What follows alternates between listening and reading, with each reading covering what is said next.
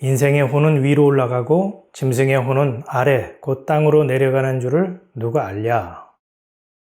반갑습니다. 오목사의 성경대로입니다. 전도자는 사람과 짐승의 대조를 통해서 그 운명이 극과 극으로 갈라진다. 이 점을 지금 언급을 하고 있죠. 여기에 사람과 짐승이라고 하는 것은 생물의 기능과 구조에 따른 차이를 말하는 것이 아니고요. 사람에 해당하는 자가 있고 사람인데 짐승에 해당하는 자가 있다는 점을 힌트하고 있습니다. 그러니까 하나님이 보시기에 사람에 해당하는 자는 위로 올라가고 짐승에 해당하는 자는 아래로 가는데, 위라고 하는 것은 구원을 얻어서 천국에 들어가게 된다는 그런 말씀이고요. 아래는 영원한 사망에 처하게 된다는 것이죠. 성경에서 아래, 곧 땅이라고 하는 것은 하늘과 대비가 되는 개념이죠.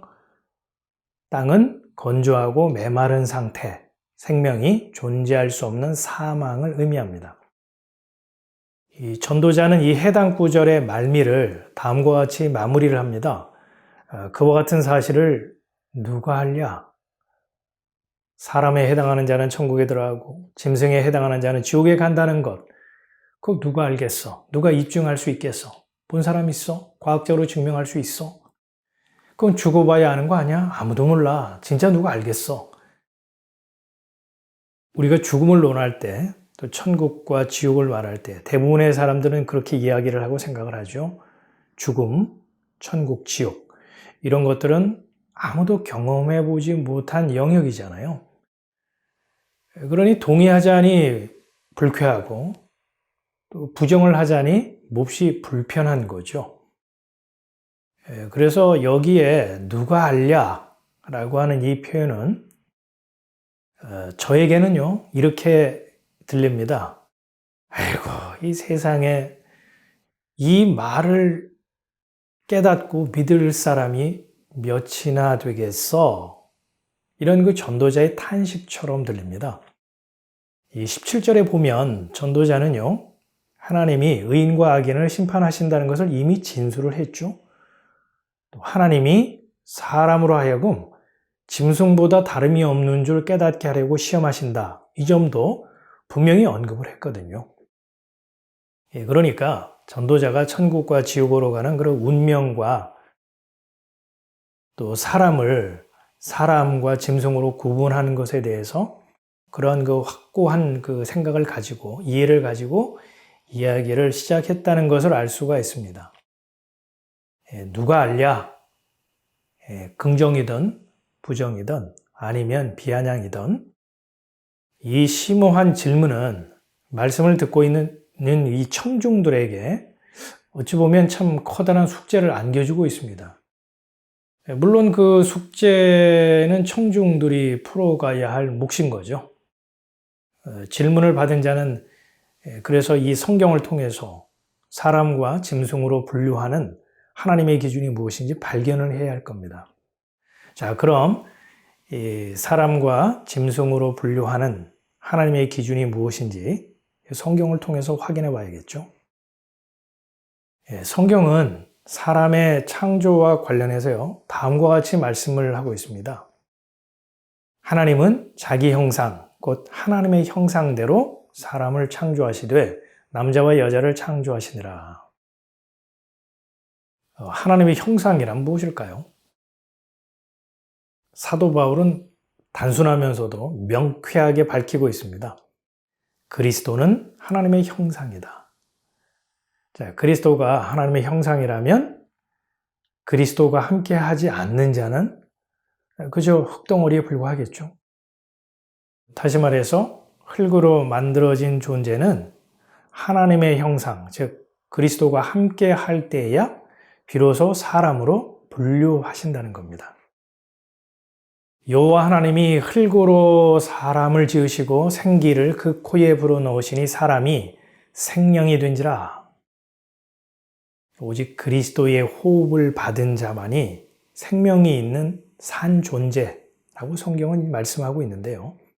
달리 표현을 하자면 그리스도의 호흡이 없는 자는 살았다 하나 실은 죽은 존재라는 뜻입니다. 흙으로 만들어진 존재, 이 흙 자체로는 아무런 가치도 의미도 없겠죠. 명품을 두르고 명문학교를 나오고 유명 인사가 돼서 집에 금은보화가 넘쳐나도 그리스도의 호흡, 하나님의 형상이 없으면 하나님의 눈에는 그저 흙일 뿐인 거죠. 먼지 덩어리, 흙 덩어리에 누가 가치를 부여하겠습니까? 하나님의 형상인 그리스도, 생명의 호흡인 그리스도가 내재하시고 머물러 있을 때 하나님은 그 존재를 사람으로 보시고 존귀히 여기신다는 겁니다. 오직 이런 사람만이 하나님과 영적인 소통과 교제가 가능하니까요. 자, 선악과를 따먹기 전까지 하나님의 형상대로 지음을 받은 사람은 하나님의 동산 에덴에서 하나님과 은혜의 관계 속에서 교제하며 살았죠. 그런데 사람이요, 마귀의 거짓말에 속아서 먹지 말라는 이 선악과를 따먹음으로써 하나님과의 교제와 소통은 단절되고 말았습니다. 왜죠? 하나님의 형상인 그리스도, 생명의 호흡인 그리스도가 함께하지 않은 상태로 부패했기 때문이죠. 그래서 하나님과 은혜의 관계로 교제하던 에덴 동산에서의 추방은요, 불가피하게 되었던 거죠. 성경은 이 같은 사람의 범죄의 사실을 낱낱이 기록을 하고 있는데요. 에덴 동산에서 쫓겨난 것보다 더 근본적인 불행이라고 하는 것은 하나님의 형상, 생명의 호흡인 그리스도가 사람과 함께 할 수 없는 상태에 놓이게 되었다는 겁니다. 여호와께서 가라사대 나의 신이 영원히 사람과 함께 하지 아니하리니 이는 그들이 육체가 됩니다. 성경은 하나님의 형상인 그리스도, 생명의 호흡인 그리스도가 머물지 않은 상태, 그 존재를 육체라고 표현하고 있습니다.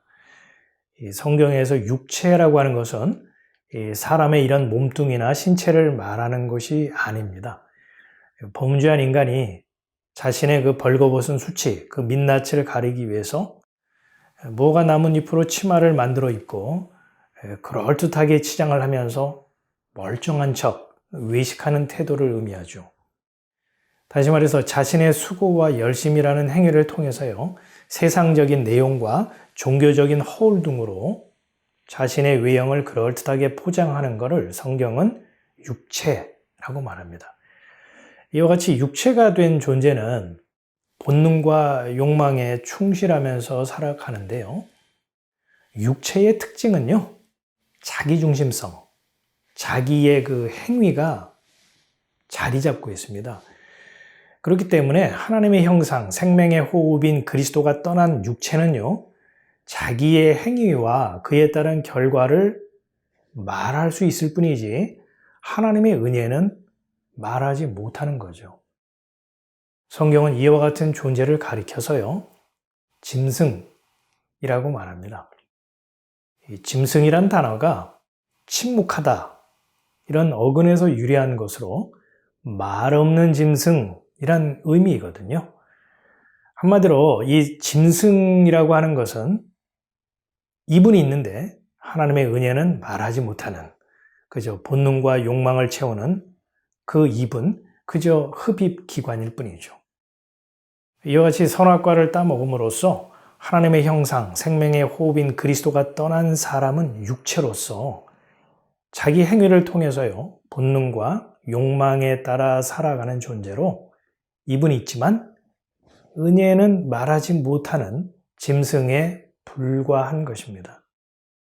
하나님이 보시기에 더 이상 사람이 아닌 거죠. 이런 맥락에서 이 사람의 혼과 짐승의 혼을 전도자가 언급한 것이고요. 하나님의 형상, 하나님의 호흡인 그리스도가 회복이 되어서 하나님의 은혜를 고백하는 사람의 영혼은 구원을 얻어 천국에 들어가고, 하나님의 그 은혜를 고백하지 못하는 말 못하는 짐승 같은 자는 사망이라는 지옥에 빠지게 된다는 것입니다. 자, 이제 말씀을 마무리하죠. 존귀에 처하나 깨닫지 못하는 사람은 멸망하는 짐승 같도다. 시편 기자의 진술인데요.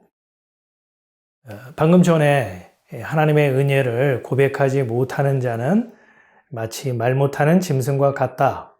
이게 설명을 드렸죠. 전도서 3장 18절을 보면요. 이 사실을 깨닫게 하기 위해서 하나님은 인간을 시험하신다. 이렇게 기록을 하고 있습니다. 그러니까 하나님이 사람을 시험을 하시는 것은 하나님이 하늘에 있다 보니까 특별히 하는 일이 없어 심심해서 사람을 골탕 먹이려고 고약한 심보와 의도를 가지고 시험하시는 것이 아니죠. 사람이 짐승과 다를 것이 없다는 것을 드러내기 위해서 깨닫게 하시려는데 시험의 목적이 있다라고 전도자는 말하고 있습니다. 자, 그럼 하나님은 어떻게, 무슨 방법으로 사람을 시험하실까요? 여기 사용이 된 시험이라는 단어는요, 감정이나 태도, 특질을 분명히 드러내 보이다라는 뜻입니다. 그러니까 하나님은 사람의 입에서 나오는 말, 그 고백을 통해서요, 사람인지 아니면 말 못하는 짐승인지 밝히 드러내 보이시겠다라는 의미에서 시험인 것이고요. 하나님이 사람을 시험하시는 취지인 것이죠.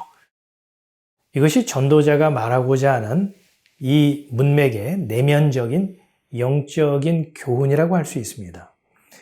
예를 좀 들어볼까요? 주 예수의 은혜로 구원을 얻는다. 아주 간단하고 단순한 말이죠. 하지만요, 아무나 할 수 있는 말이 아닙니다. 앵무새처럼 따라서 하는 건 누구나 할 수 있죠. 그런 건 말고요.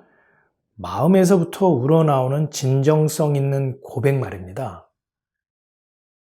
이 길거리의 행인들, 또 타 종교인들을 상대로 한번 시험을 해보세요.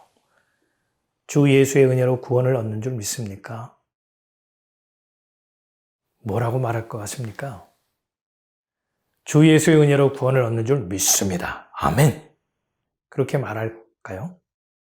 10중 8구 별시답지 않은 소리를 다 한다. 이렇게 아주 퉁명스럽게 대꾸할 겁니다.